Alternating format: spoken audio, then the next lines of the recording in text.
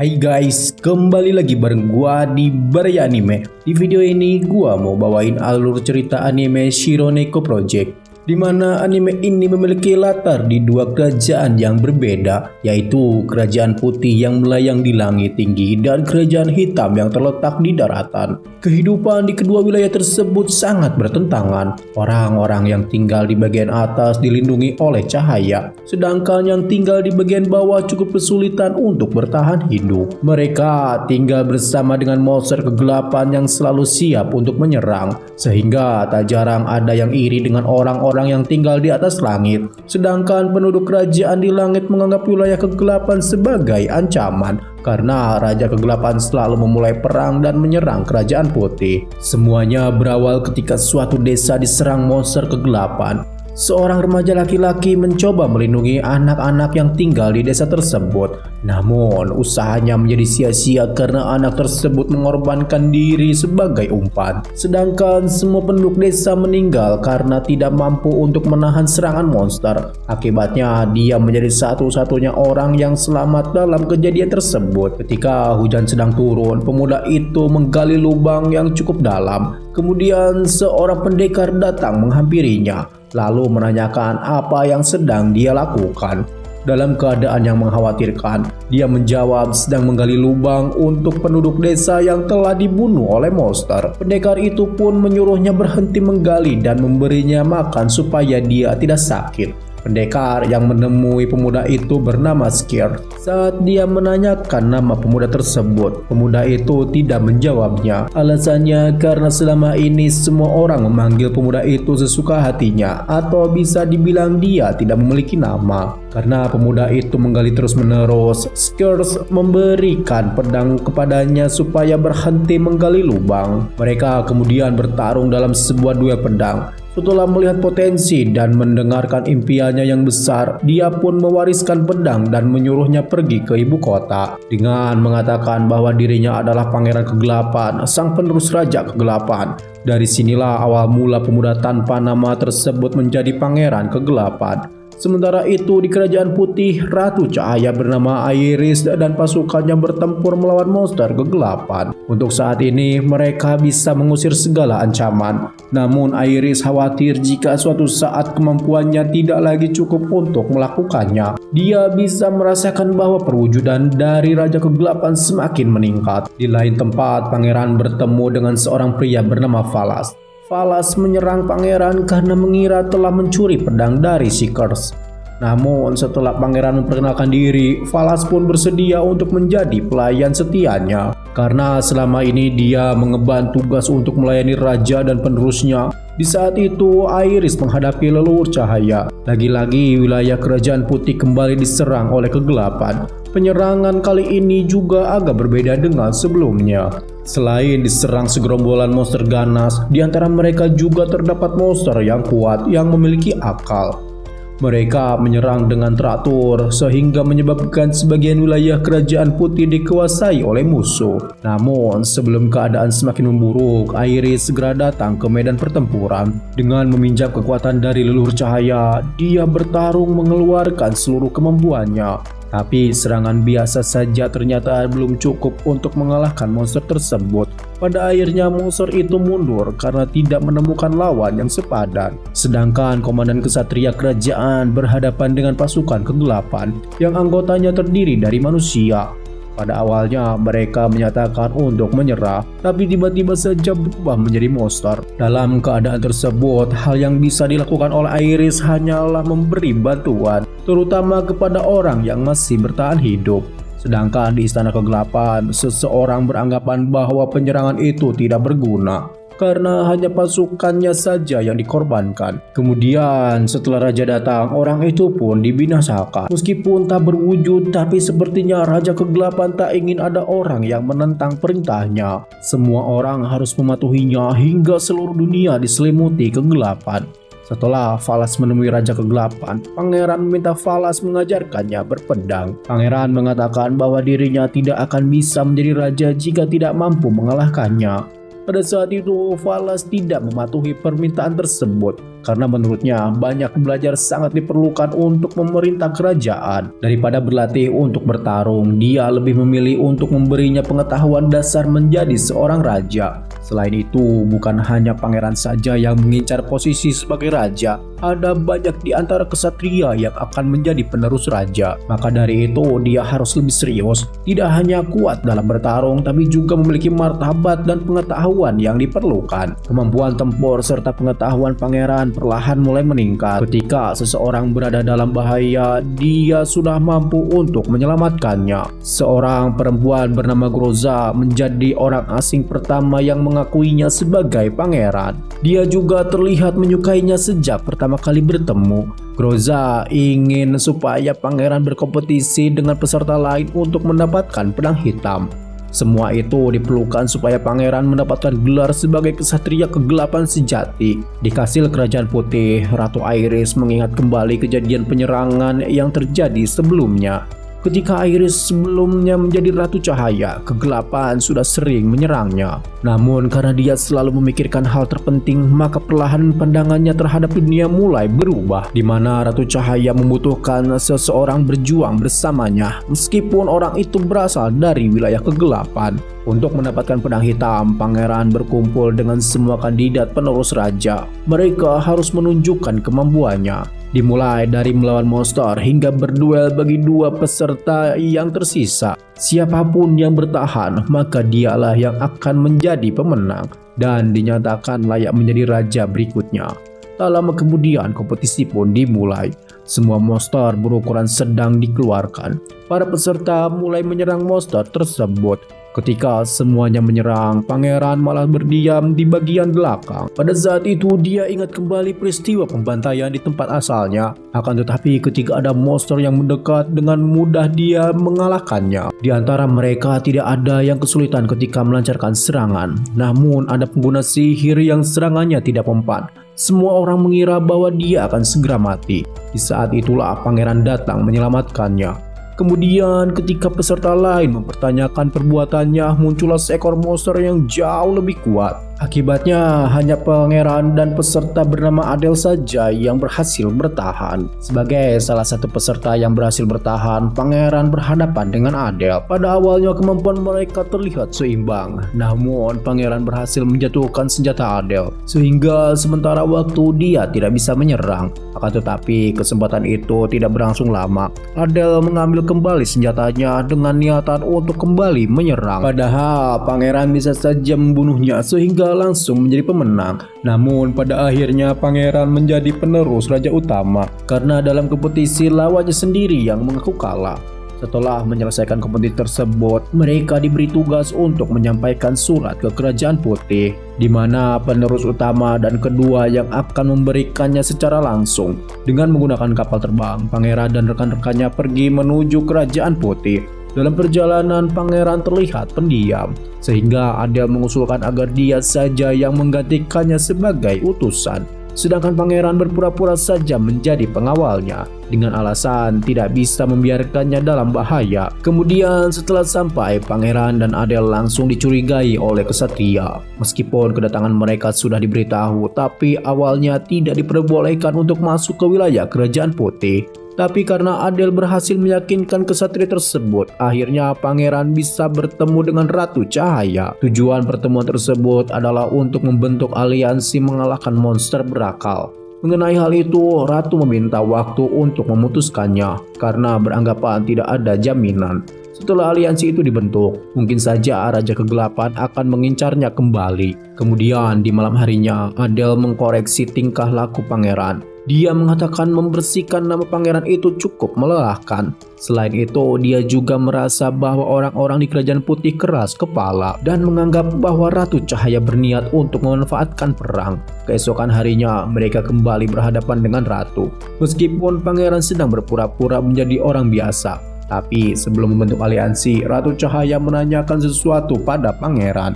Dan ternyata jawabannya membuat Ratu setuju untuk membentuk aliansi. Meskipun gencatan senjata sudah diresmikan dan utusan kegelapan tidak terlihat jahat, tapi Pangeran dan Adele tetap diperlakukan seperti sandera. Maka dari itu, Komandan Kesatria Beraflos memutuskan untuk menjaga istana. Sementara itu di wilayah kegelapan, semua pasukan sedang bersiap untuk berperang menghadapi monster berakal. Pertempuran tersebut diawali dengan serangan dari Valas, sedangkan Groza menyerangnya dari kejauhan. Namun sebanyak apapun serangan yang dikeluarkan sepertinya tidak mempan. Monster itu juga mempunyai kemampuan menghentikan gerakan seseorang, sehingga mengakibatkan banyak pasukan kegelapan terkalahkan.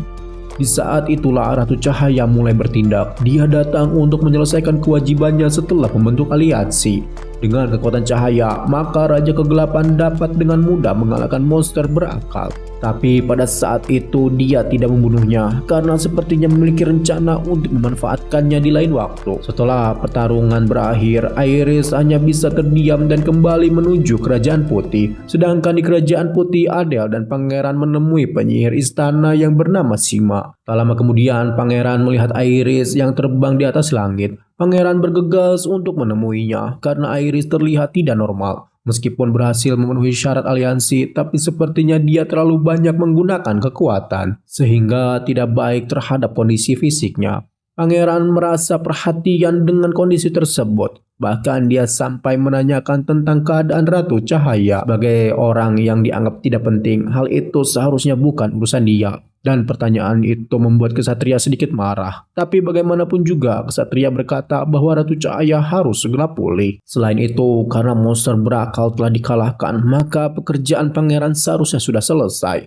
Mereka akan berpamitan kepada Ratu Cahaya dan kembali ke daratan. Tapi sebelum hal itu terjadi, Valas memberikan surat lain untuk diserahkan ke Kerajaan Putih. Setelah bertarung melawan monster berakal, Groza tidak memiliki kesempatan beristirahat. Tapi dia terlihat senang karena bisa bertemu lagi dengan Pangeran.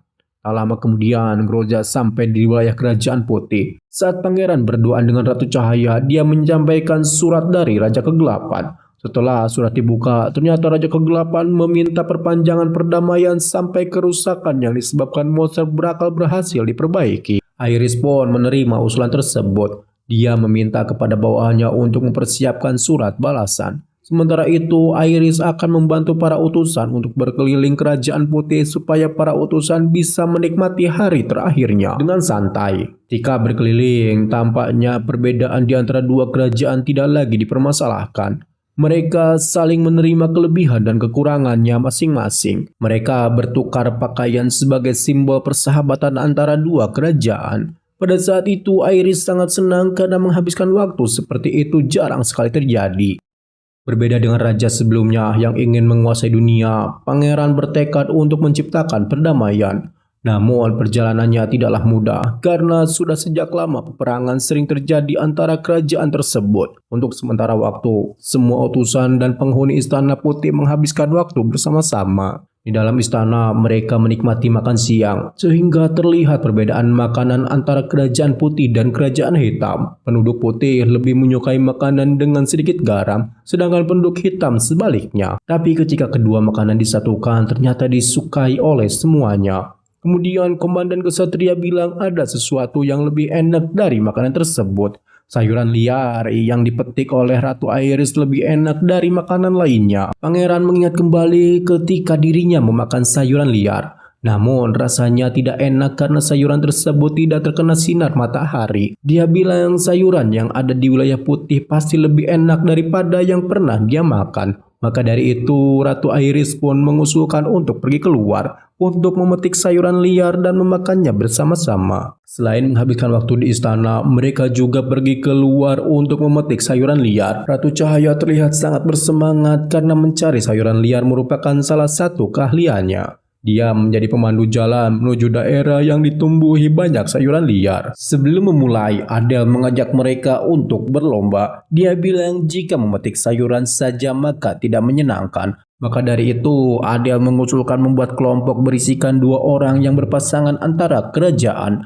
Namun sebelum memulai, Iris memperingati semuanya bahwa ada yang harus mereka waspadai sebelum memetik sayuran. Dia mengatakan jika tidak disiapkan dengan benar, di antara sayuran tersebut pasti ada yang beracun. Setelah semuanya siap, pangeran berpasangan dengan Ratu Cahaya. Secara tidak sadar, kesempatan itu membuat hubungan mereka berdua semakin dekat. Perlahan semuanya juga mulai mempercayai satu sama lain. Bahkan ada yang cemburu dengan keakraban pangeran dan Ratu Cahaya. Namun kedamaian seperti itu tidak akan berlangsung lama. Mereka akan memasuki peperangan dan kembali berhadapan sebagai musuh. Raja Kegelapan meminta semuanya kembali tanpa alasan yang jelas. Setelah mendapatkan kembali perlengkapannya, mereka menyampaikan salam perpisahan pada Ratu Cahaya. Saat itu Pangeran Kegelapan dan Ratu Cahaya saling menatap satu sama lain. Kemudian setelah Adel menerima surat perjanjian baru, dia mulai bertingkah aneh, lalu membanding-bandingkan tempat tinggalnya dengan Kerajaan Putih. Pada saat itu emosinya sudah tidak terkendali, sehingga ketika Ratu Cahaya sedang lengah, Adel dengan serius mencoba membunuhnya. Untuk melindungi Ratu Cahaya, Pangeran menggunakan senjata untuk menghentikan serangan Adel dengan cara menebasnya sampai mati. Kejadian itu mengakibatkan hubungan kedua kerajaan semakin memburuk. Kepercayaan yang baru saja mereka dapatkan seketika menjadi hancur. Pada akhirnya pangeran pun ditangkap lalu dimasukkan ke dalam penjara. Iris mencoba untuk menghentikannya, namun suara dia terlalu pelan sehingga tidak terdengar oleh bawahannya. Ketika berada di dalam penjara, pangeran diberi jalan kabur oleh seekor kucing putih. Lalu ketika sampai di wilayah perbatasan, kucing itu menunjukkan wujud aslinya. Ternyata dia adalah Ratu Cahaya. Pada saat itu, pangeran menunjukkan identitas dia yang sebenarnya. Sebagai calon Raja Kegelapan, dia berjanji akan berjuang demi kebahagiaan semuanya dan akan mengikuti jalan yang selama ini diyakini oleh Ratu Cahaya. Meski dari tempat terendah sekalipun, sejak saat itulah mereka berjanji akan saling mendukung satu sama lain, meski dari tempat yang berbeda. Sebenarnya sejak awal Iris menyadari identitas asli pahlawan kegelapan. Dia menganggapnya sebagai pria yang misterius karena selalu merendah dan membuat dirinya terkesan sebaliknya. Iris sedikit cemas jika orang seperti dia menjadi penerus raja,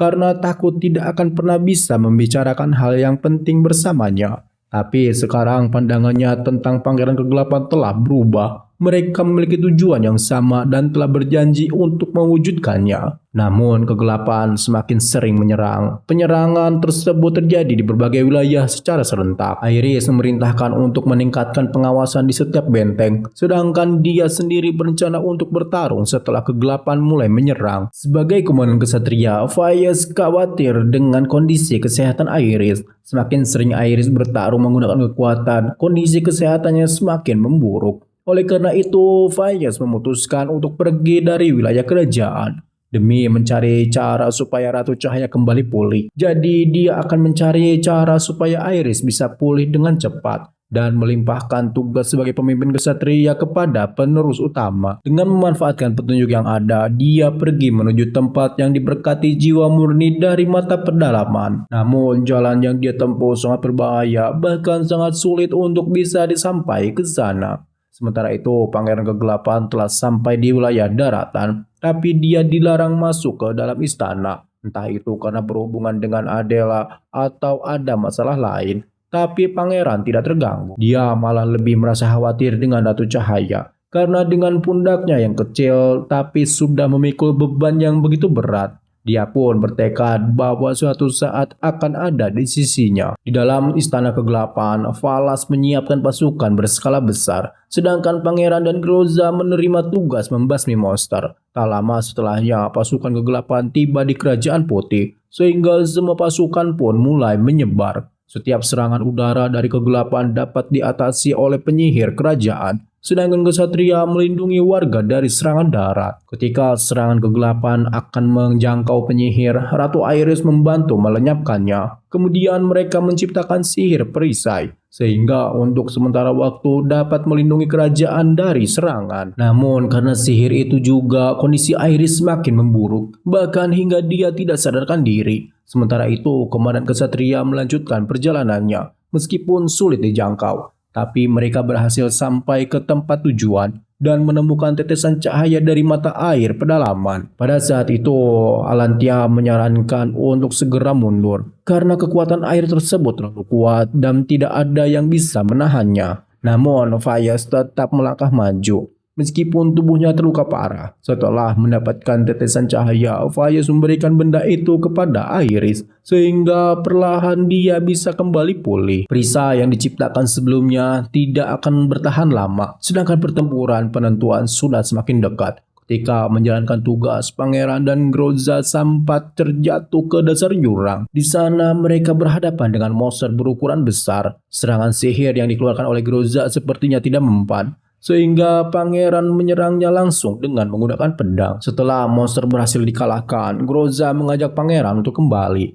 Di saat mereka berdua menikmati makan malam, Groza menyatakan perasaannya kepada Pangeran. Groza bilang sejak pertama kali bertemu dia selalu mengaguminya. Namun jauh di lubuk hati Pangeran dia ingin bersama Ratu Cahaya, sehingga Groza terlihat sangat sedih. Kemudian pergi meninggalkannya. Hari di mana pertempuran penentuan pun telah tiba. Seluruh pasukan kerajaan hitam mulai dikerahkan. Sementara itu di wilayah daratan orang-orang kebingungan kenapa hanya Pangeran dan Groza saja yang tidak ikut berperang.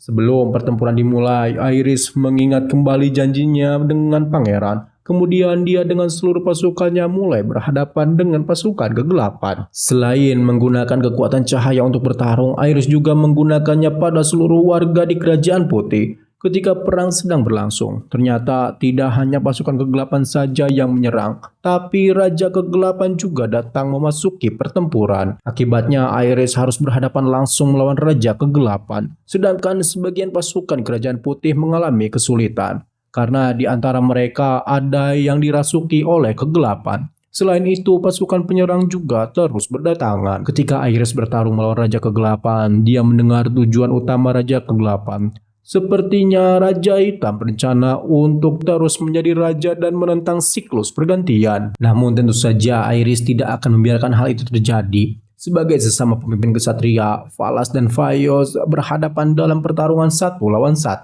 Sedangkan kegelapan terus menyebar dan mengudarkan cahaya yang menyinari Kerajaan Putih. Demi melindungi keseimbangan, Iris mengerahkan seluruh kemampuannya hingga pada akhirnya dia terjatuh setelah terkena serangan. Hal itu disebabkan karena kekuatan sihir cahaya tidak bisa lagi digunakan dan juga seluruh wilayah telah diselimuti kegelapan. Namun Iris berkata bahwa masih ada jalan untuk membangkitkan kekuatan cahaya, yaitu dengan salah satu dari kekuatan bernama Roda Takdir. Ketika semua penyihir dikumpulkan, maka kekuatan sihir cahaya akan kembali bersinar. Namun, kenyataannya tidak terjadi apapun. Oleh karena itu, Iris pun harus pergi meninggalkan bawahannya, kemudian mendatangi tempat sihir cahaya. Sementara itu, di Kerajaan Hitam, Pangeran diperingatkan untuk pergi ke suatu tempat. Tak lama kemudian, dia bertemu dengan Adele, atau calon raja kedua yang sebelumnya telah dia kalahkan. Meskipun sudah ditebas, tapi sebenarnya Adele belum mati. Sebagai salah satu calon raja, Adele berkata bahwa dia lebih mengerikan daripada Pangeran. Kemudian Pangeran bertanya kenapa pada saat itu dia menyerang Ratu Cahaya. Ternyata itu adalah keinginan dari raja, sekaligus kehendak dari Kerajaan Hitam. Adele sangat mengerti apa yang difikirkan oleh raja karena dia sendiri sudah masuk ke dalam kegelapan. Dia juga mengetahui alasan kenapa Pangeran dan Groza disingkirkan. Ternyata mereka dianggap akan berpaling ke Kerajaan Putih. Pangeran kemudian berkata bahwa cara yang mereka lakukan itu perbuatan yang salah. Maka dari itu Pangeran tidak akan membiarkan semuanya sesuai dengan keinginan mereka. Akibatnya pertarungan di antara mereka pun tak dapat dihentikan. Dalam bentuk iblisnya, Adele menyerang Pangeran dengan kekuatan penuh. Di sisi lain, Pangeran masih menahan diri hingga dia serius kemudian berhasil mengalahkan Adele. Meskipun Adele dikalahkan, tapi semua itu hanya untuk mengulur waktu. Oleh karena itu, mau tidak mau, maka Pangeran harus melawan kegelapan. Di saat kegelapan hampir menguasai dunia, Pangeran mendapatkan kekuatan yang luar biasa, sehingga dengan cepat ia bisa terbang menuju Kerajaan Putih. Sedangkan di Kerajaan Putih, Ratu Iris sudah menyerah dan tidak lagi mampu untuk melindungi keseimbangan. Satu-satunya cara untuk melenyapkan kegelapan adalah dengan melepaskan segel kekuatan cahaya. Hal itu sama saja dengan mengkhianati janjinya bersama Pangeran, karena dia mengorbankan dirinya sendiri untuk menghancurkan kegelapan. Untuk yang terakhir kalinya, Pangeran bertemu dengan Iris. lalu perlahan dia menghilang bersama dengan seluruh kegelapan.